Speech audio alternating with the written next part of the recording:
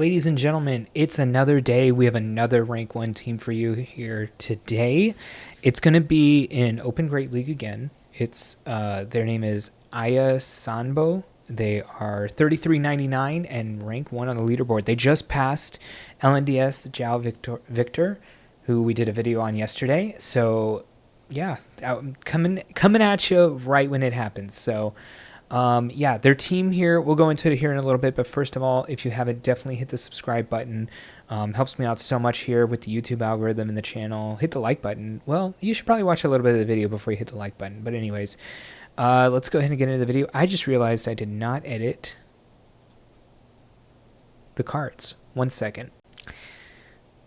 And we're back. Okay, so yeah, the team here is going to be Charjabug, Watergun Lanturn, and Mandibuzz. So let's go over it just a little bit. First, right off the rip, it's a ABA electric team. So we're obviously going to have some ABA weaknesses. One of those is going to be Bastiodon in the front. That's horrific.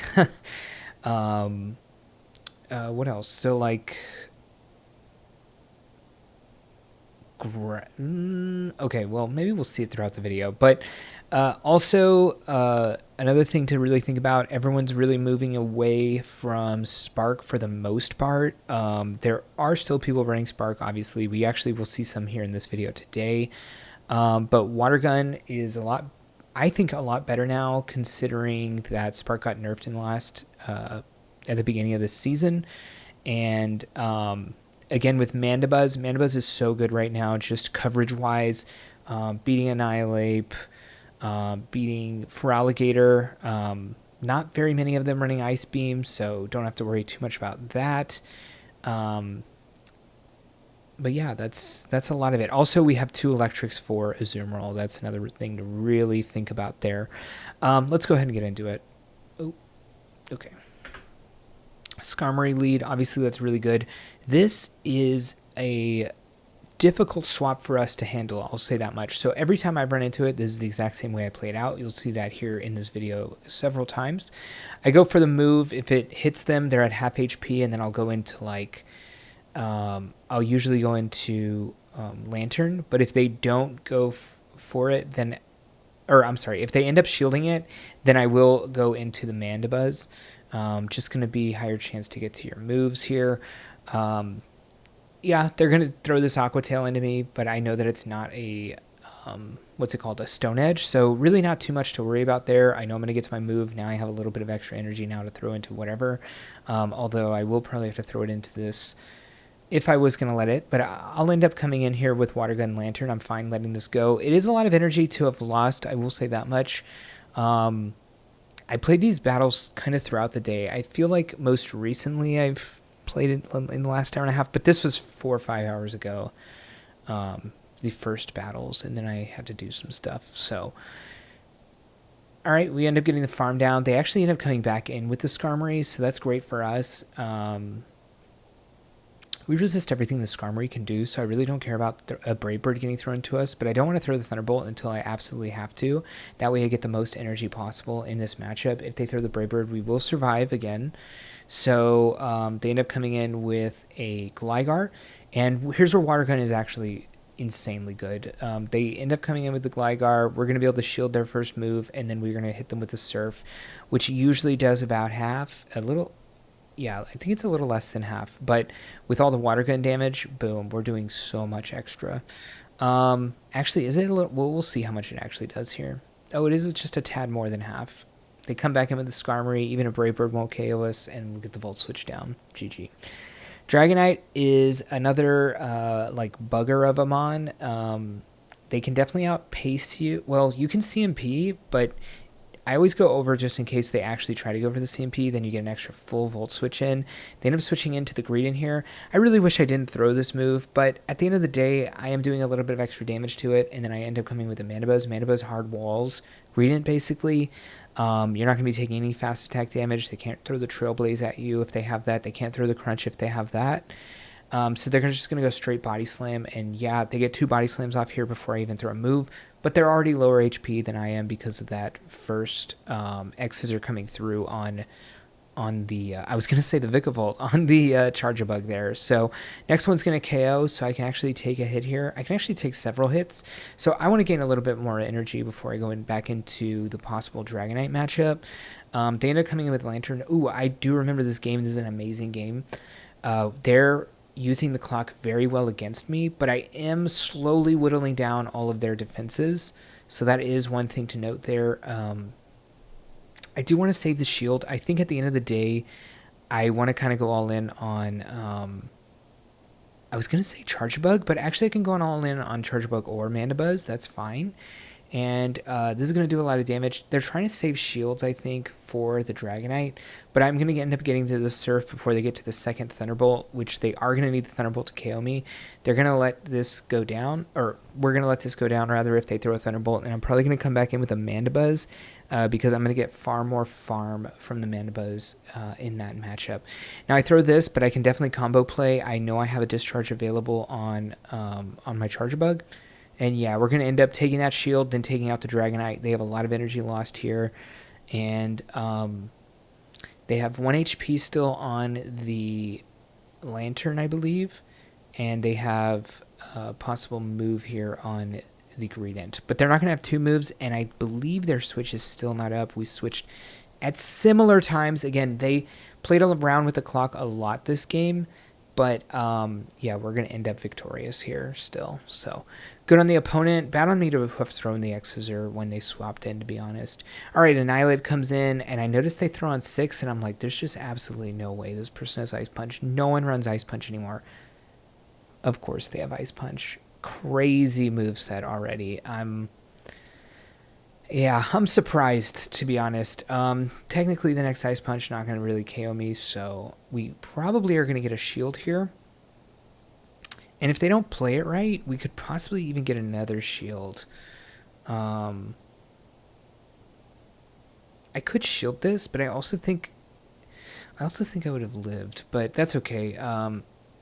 There's no way I shield this one. I think I'm going to live this Ice Punch. Yeah, Ice Punch, not a great move. They do catch on the Azumarill, but at the end of the day, I'm not too worried about a catch. I'm going to come back in with the Charjabug. I am on good timing here. Again, you can go 2 4-turn moves in between the 3 3-turn moves. 4 times 2 is 8, 3 times 3 is 9, so you're going to be right under that 9. So having that extra Volt switch from their switch ended up making it to where I could get to this move on a CMP tie, and now I can just get rid of the Azumarill for free, maintaining a lot of HP on this Charjabug. Yes, we're not having any more energy, but Charjabug has a decent amount of coverage moves with the X-Scissor and the Discharge, and while Discharge is not a great move at the end of the day, it is fine to run it since we do have Volt Switch. But you could also run Crunch, I will say that much. Crunch would give it even more coverage, which maybe I should have been running Crunch here, but I actually did find a good amount of usage for the Discharge, especially against the Azumarills. I know they're going to use the Moonblast here, and at this point, Lantern is kind of my last Pokemon. They're going to get another Moonblast here, I believe, and I'm going to go for the farm down. They don't really have any shields. I think I can farm down this Annihilate. I think I can farm down... Well, I almost have 2 Surfs, so I'll probably just go back to back. But I think I could have farmed down the Altaria as well here. Maybe not as close. I think we would have been fine, though. All right, Altaria into Charjabug. I think this matchup's very okay. It's totally fine to play this matchup. I like going for the Discharge here, and here's what I like to do. They're going to get to a Sky Attack here, and they're always going to throw the Sky Attack. I'm going to shield. I'm going to go 1 or 2 more Volt Switches, whatever the timing is correct here. And then this doesn't KO, and then I usually swap in to just catch them off guard with the 1-turn Lantern move. So we'll take the Altaria out before they can get to another Sky Attack. Although, to be fair, Sky Attack nerfs mean that it probably wouldn't have KO'd that Charjabug. I'm looking at the HP here in the right side, and I have a decent amount of HP left still. They end up coming with a Vigoroth, so no hard answer to Lantern, which is, I mean, pretty good for us. No Venusaur, which is something I've seen a bit of. Maybe no Victory Bell, which is also something I've seen a bit of. And Tropius I saw twice today during coaching session, and I think once on my own. So I actually saw a pretty a pretty interesting amount of Tropius. All right, I decided I'm going to come in with my Mandibuzz, just soak a lot of this damage right now, try to get the shield, so I'm probably going to go Aerial Aces, and then use the Charjabug to farm this down, and probably use the shield on the Charjabug as well. They're definitely going to shield this first one. It's suspect whether or not they'll shield the second one. I end up having to use the shield here. I will die to a Hydro Cannon, but I'll go one in an Aerial Ace, and then probably switch because they'll have to throw a move against the Charjabug, and then I'll be one away from the Dark Pulse there on my Mandibuzz. They did throw on perfect timing here, so I was actually 2 away. And I end up going 3 because I know the count, so I try to go for as much snarl damage as possible before throwing this because I need to make sure that it does KO. And it may have mattered there, I'm not too sure. But, I mean, the opponent played very well. They played perfect timing on all the moves there. And, yeah, we just had a little bit more of each of our Mon left total than their one Mon with everything on it. All right, this matchup's very close, so I like playing both sides of this matchup, which must mean it is very close. I do go for the max energy here just to allow myself to use it, and I may even switch into my own Lantern just to soak a lot of this energy. They're not going to get to a Thunderbolt. Maybe they could have swapped and saved their Lantern, though, instead of using this, and they end up coming in with the Charjabug, and like I said, I like playing both sides of the matchup, so it's fine for both of us to have played both of these. It's going to be interesting what's going to be in the back. Honestly, at this point, it could be a Quagsire, or it could be Skarmory, or it could be Mandibuzz. Those are the things I think are most likely. Very unlikely that it's like Feraligatr or Annihilape. So maybe Mandibuzz is going to have a bit of a hard time here in the back. They have actually double shielded, which is interesting. They are able to farm me down. I know I'm 1 away here, so we're going to get to CMP at the very least. And I'm going to go for... I think I'm actually going to farm and shield again, and then just have a lot of this Charjabug coverage that I was talking about in the beginning of this video. So going to go up to 100 energy. They end up switching into Skarmory. I think I'm going to throw the X-Scissor there. But now I'm just going to go back-to-back on this Skarmory. Technically, I can go for a little bit more energy, but I doubt that I would make it to an X-Scissor anyways. Although it looks like I'm going to try, so... Oh, no, I'm not. I'm just going to go for the Aerial Ace, and that's going to be GG. Although, you get to the first Aerial Ace and the Dark Pulse at the same time, and Dark Pulse is definitely better, so I'll probably go Dark Pulse. I imagine I won't do the wrong thing. Oh, they have another Mon left. I did forget about that. What is left? The Lantern. Okay. So I do try to go for the double Aerial Ace because it'll give me a little bit more play. Okay, Hakamo-O in the lead is horrific. I play this wrong already. I could have definitely gotten an Aerial Ace off here, which would have been nice, and now instead I'm Brick Breaked, and I'm into the mirror matchup, so this is obviously horrific. I do need to save Mandibuzz for Hakamo. Hakamo-O is obviously very good against both of my electric types, since they're both elemental typings, so Dragon resists all 3 of the elements, or all 3 of the elements plus electric, and basically Dragons resist starters. But also it having the, and I end up catching here, which is nice, it also has the subtyping of fighting, so it is going to be resisting the X-Scissor as well. So I'm basically giving up on this Charjabug to pull the Hakamo back in. They are throwing here to get the timer back because obviously we had pulled the timer away from them since they threw the Brick Break, so we're actually pulling that timer even further away from them, which is pretty nice. I'm going to do as much damage as I can. They're going to go for the farm down, but I do get to the second X-Scissor. Good timing on both of my throws here, which is what allowed me to even get to those moves. Now I'm going to throw the Aerial Ace here. I will survive anything they throw here, and I believe they're at 6 if I remember right. So I'm going to just go back-to-back Aerial Ace. We're either going to pull 1 shield, or we're going to pull none maybe.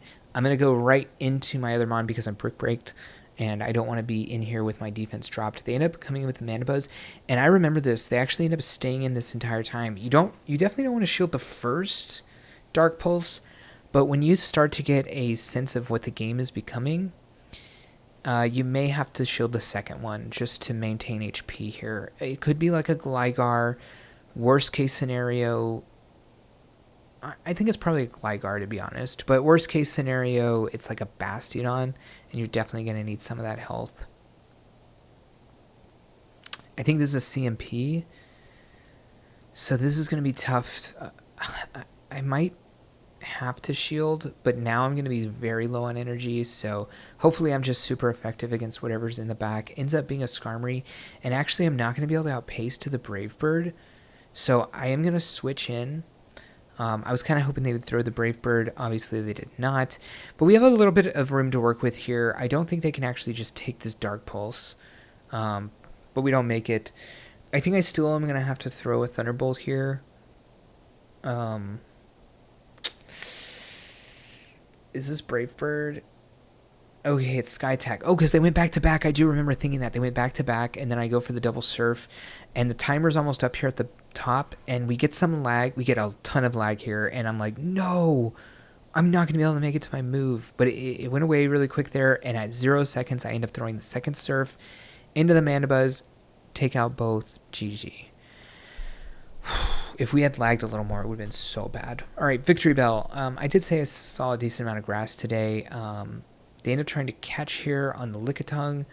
I end up going for infinite energy here. I come into the Mandibuzz. This is obviously a good matchup for me, and the clock isn't that stonewalled here. So I'm probably like 4, 8, 12. I'm 6 seconds behind them, maybe 7. But Mandibuzz wins this very easily. What I really have to be thinking about what's in the back, and this really feels like it's a Bastion on the back, so hopefully we don't get into a really bad situation with the clock. I do notice they start saving a lot of energy here. They want to get to that clock, and I think I threw this a little early. I maybe should have waited one more Snarl, because they end up coming in with the Bastion, and I have to throw this just to stop the clock for a little bit, and then I can just come in with the Lantern, and both of my Mon are good against both of their Mon in the back, so probably we're going to end up using all the shields here is what I'm going to guess.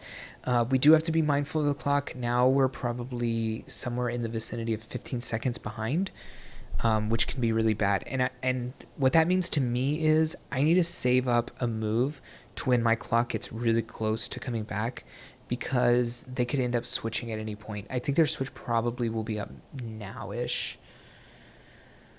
They end up coming with the Victory Bell. I throw this move just to maintain a little bit of Lantern. I think Switch is going to be up for us. I switch into Mandibuzz just because it's going to be able to soak a lot of this damage a lot better, since it is bulkier.